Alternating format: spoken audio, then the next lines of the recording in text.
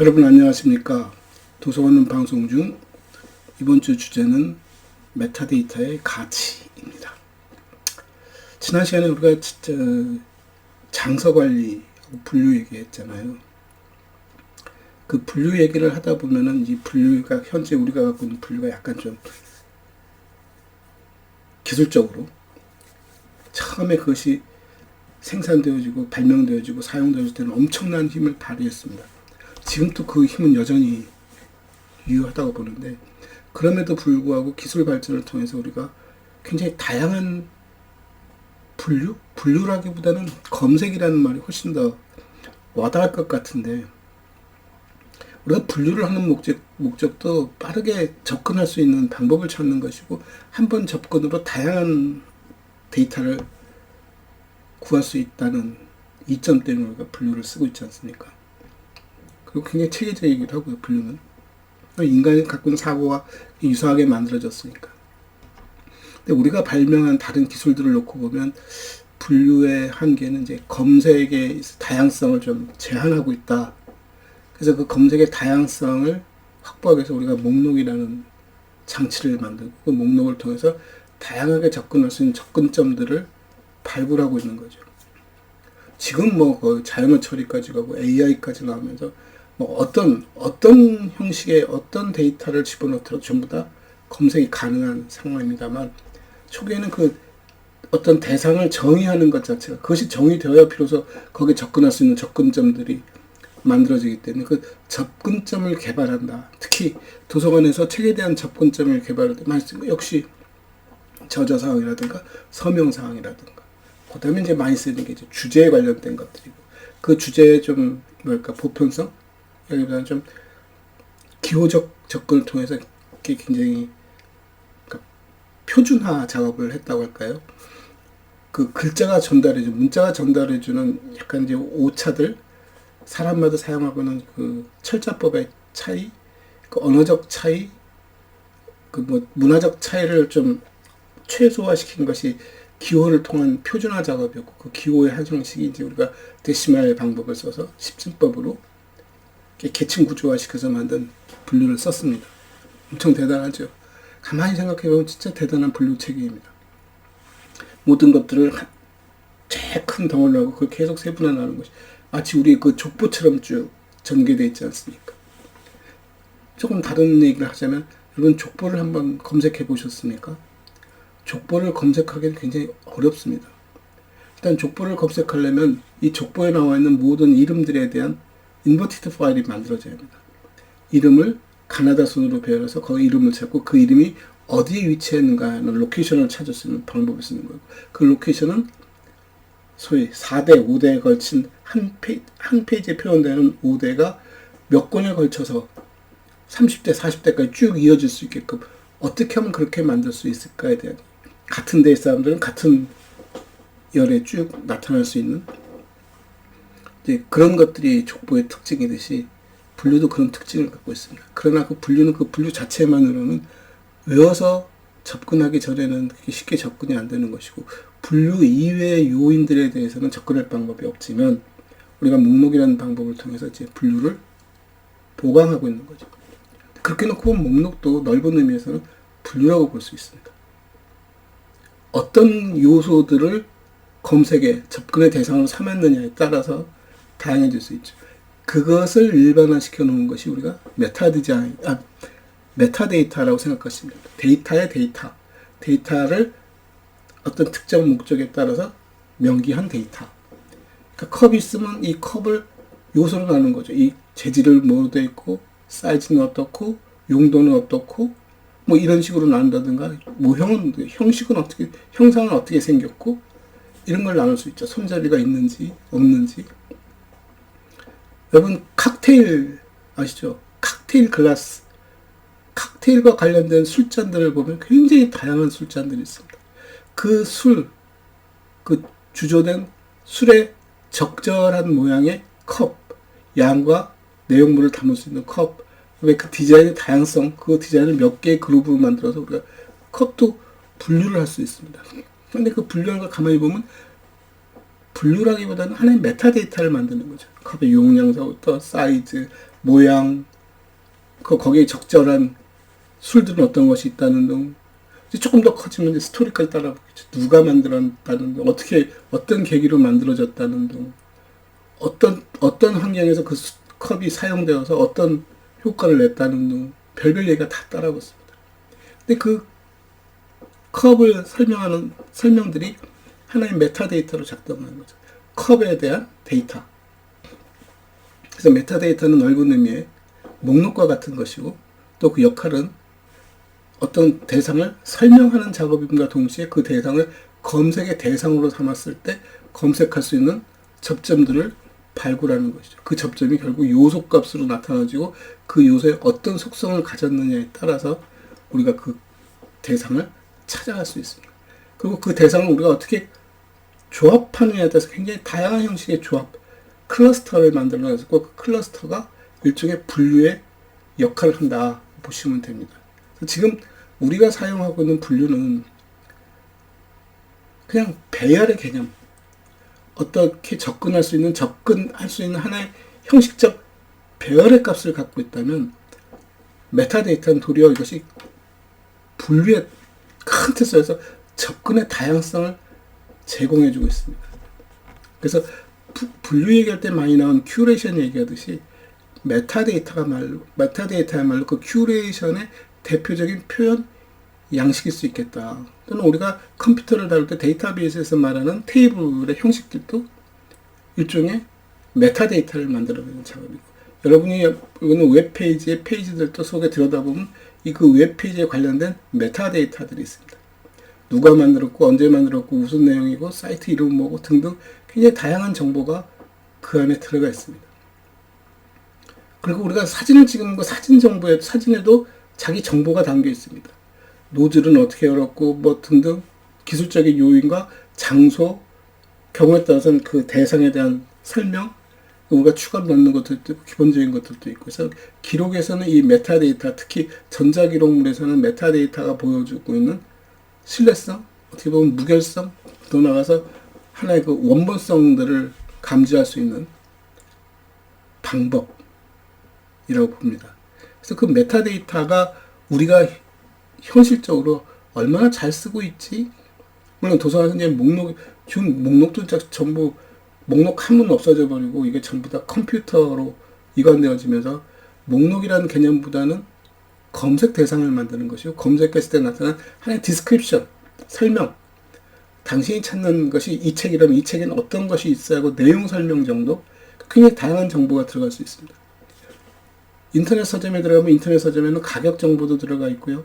거기에 뭐 어떤 서평도 들어갈 수 있고, 이용자들의 그 선호도, 비판, 얼마나 높은 점수를 줬는지 평가 점수들도 들어갈 수 있고, 그 판매의 어떤 지수값도 들어갈 수 있고, 굉장히 다양한 정보가 포함되어져 있습니다. 그 중에 어떤 것들은 대외적으로는 막혔고 내부적으로만 사용하는 것이 있고, 어떤 건 공개적으로 보여주는 부분들도 있고, 굉장히 다양하게 드러나게끔 해줄 수 있죠. 하지만 그 데이터베이스 안에 들어가면 굉장히 다양한 요소값들이 존재하고, 그 요소값의 데이터들이 다 들어가서 그 대상을 설명하고 있습니다. 결국 메타데이터라는 것은 우리가 누군가와 소통하기 위해서 검색의 하나의 형식일 수도 있는 것이고, 검색할 수 있는 접근성일 수도 있는 것이고, 그래서 우리가 말하는 이력서도 보면은 나를 알리기 위한 하나의 요소값이고, 상대편 기업은 나를 찾아가기 위한 나의 요소값, 나의 속성을 찾아내기 위한 하나의 기본적인 틀, 서로 약속된 틀이죠. 근데 이제 제가 오늘 설명드리고 싶은 것 중에 하나는 뭐냐면, 이런 메타데이터를 사서 선생님들은 얼마나 많이 만들어 봤을까 하는 거죠. 우리가 메타데이터를 아마 학교에서도 배우고, 뭐 많은 사람들이 이렇게 설명도 해주고 합니다만, 한 번도 메타데이터를 만드는 얘기를 해본 적이 없습니다. 예전에 제가 학생들을 대상으로 연필에 대한 메타데이터를 만들어 봐 했습니다. 굉장히 학생들이 당황스러워 하더라고요. 연필의 메타데이터를 어떻게 만드냐. 그래서 메타데이터 얘기할 때 여러분이 메타데이터를 만든다고 했을 때 여러분 접근하는 방법이 틀렸다. 우리가 분류에서도 제가 똑같은 말씀을 드립니다. 우리가 간과하고 있는 것 중에 하나. 왜 만들지? 목적이 뭐지? 누구에게 이것을 제공하려고 하는 거지? 따라 다르다는 거죠. 연필 한 자루를 공장에서 연필을 만들어 봐야겠어 했을 때 들어가는 연필의 메타데이터와 내가 연필을 팔아야겠어 했을 때 나타나는 연필의 메타데이터와 내가 연필을 써야겠어 할 때 나타나는 연필의 메타데이터는 다르다는 거죠. 뭐 중복되는 부분도 상당히 있습니다만 재료 문제도 있고 가격 문제도 있고 품질 문제도 있고 그런 것들을 통해서 공장에서 만들어지는 유통치킨 쪽에서는 이걸 누구한테 갖다 팔지에 따라서 종류를 나눌 수 있겠죠. 사는 사람, 내가 어떤 용도에 쓰는지에 따라서 연필이 구별될 수 있겠죠. 그래서 그 중에서 가장 대표적이고 통일된 것 중에 하나는 심의 굵기, 심의 무른 정도, 얼마나 딱딱한지, 얼마나 무른지, 그 다음 심의 굵기에 대한 얘기, 또 색깔에 대한 얘기까지 요즘 들어있죠. 굉장히 다양한 정보들을 담고 있습니다만 그 담고 있는 정보가 목적이 있다는 거죠. 메타데이터 자체가 이미 목적성을 담보하니까 그 목적이라서는 결국 어떤 용도로 쓸 건데 이걸 그대로 들고 다시 목록으로 돌아가서 얘기를 해보면 쉽게 얘기합니다. 목록은 어떤 목적으로 사용하는 거야?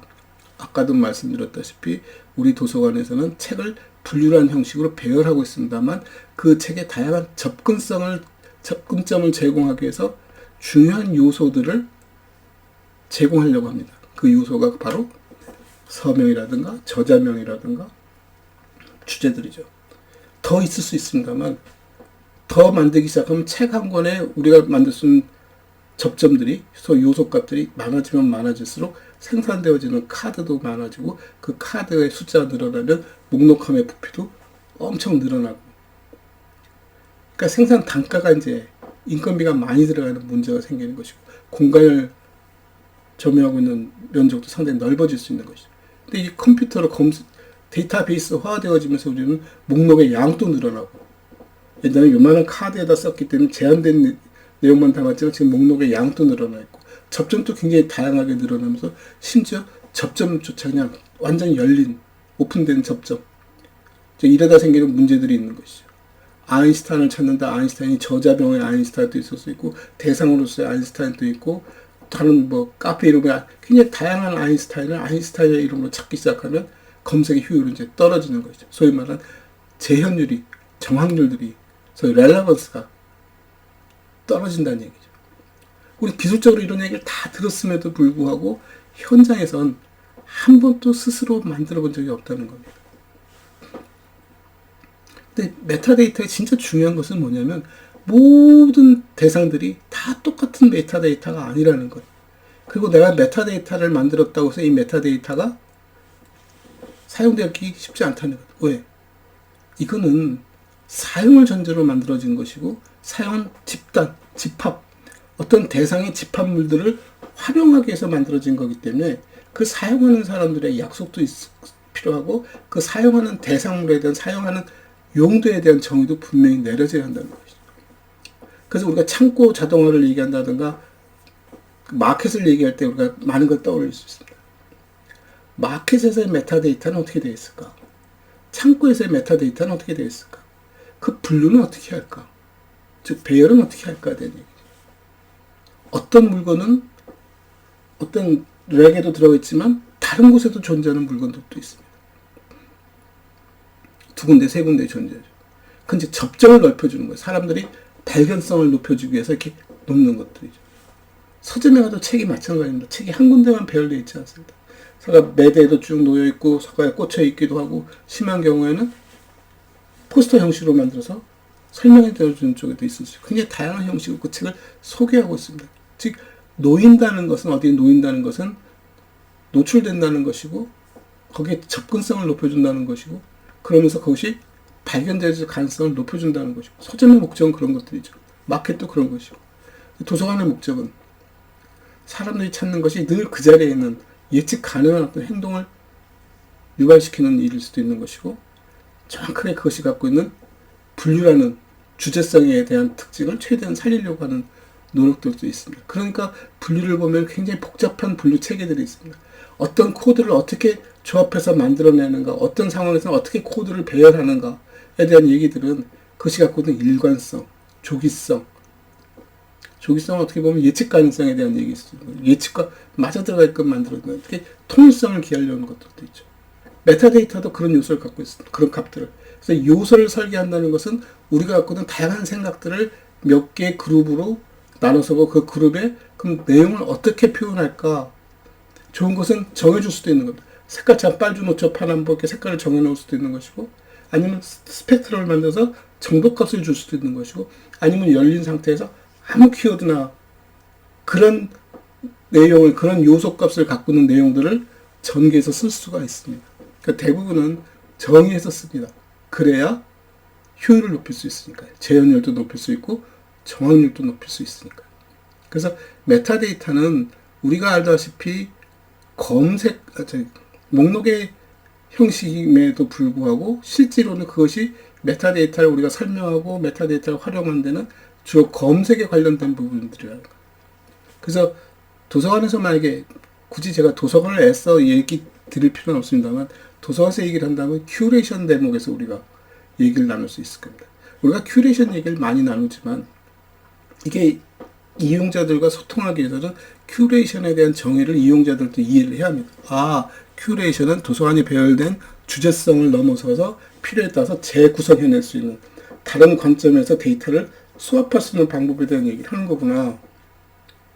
제가 지난번에 한번 얘기했듯이 대학 도서관에서 학생들이 제일 많이 대출한 분야가 어디고 무슨 책이지? 하고 물어보면 대부분 800대 문학류라고 나오는 데이터를 보고 참 실망스러웠을 때가 많습니다만, 다르게 생각해보면 그래, 800대의 책들은 전부 문학인데 문학은 하나의 형식이지 그것이 갖고 있는 내용이 아니라면 주로 어떤 내용들을 검색했을까? 우리나라 대학생들은 무엇에 관심이 많을까? 어떤 주제에 관심이 많을까? 했을 때 굉장히 다양해질 수 있다는 거죠.